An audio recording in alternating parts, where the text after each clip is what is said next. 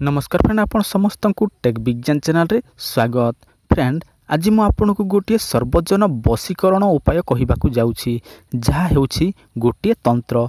तो फ्रेंड, एही तंत्र पई आपन को किछि मध्य चेरी मूली आवश्यक पड़िबो नाही, खाली गोटे गछर फल माध्यम रे एही तंत्र साधित होई जिवो एवं एहा द्वारा आपण पशु पक्षी मनीष जहाकू मध्य वशीकरण करि परिबे। तो फ्रेंड, चलंतु डेरी करिबा नहीं, फटाफट वीडियोटी स्टार्ट करिनेबा। ता पूर्व फ्रेंड, आपण समस्त को मोर गोटे अनुरोध, आपण जदि आम चैनल को प्रथम थर देखुछंती ताहले निश्चय सब्सक्राइब करिनियंतु, ता सहित बेल नोटिफिकेशन मध्य ऑन करंतु। आउ अधिक जानिबा पई आपण आमर वेबसाइट www.tecbigyan.in विजिट करंतु एवं आमर आउ गोटे चैनल मध्य अछि, सेठी मध्य आपण अनेक प्रकार औषध पत्र विषय जानि परिबे। सेटा होछि तंत्र विद्या, सेही चैनल टिकु मध्य विजिट करंतु एवं सेठी मध्य आपण औषध पत्र विषय जानियंतु। तो फ्रेंड, चलंतु एबे मु आपण को कहूछि सही उपाय। फ्रेंड, आपण को स्क्रीन रे गोटे गछ ता सहित फल शो होछि, एईटा होछि बाहाड़ा। तो फ्रेंड, यही बाहाड़ा को समस्त चिन्हती एवं जानती, किंतु फ्रेंड यार प्रयोग विधि जानि नथिबारु केही मध्य यार सठिक प्रयोग करू पारु नाहंती।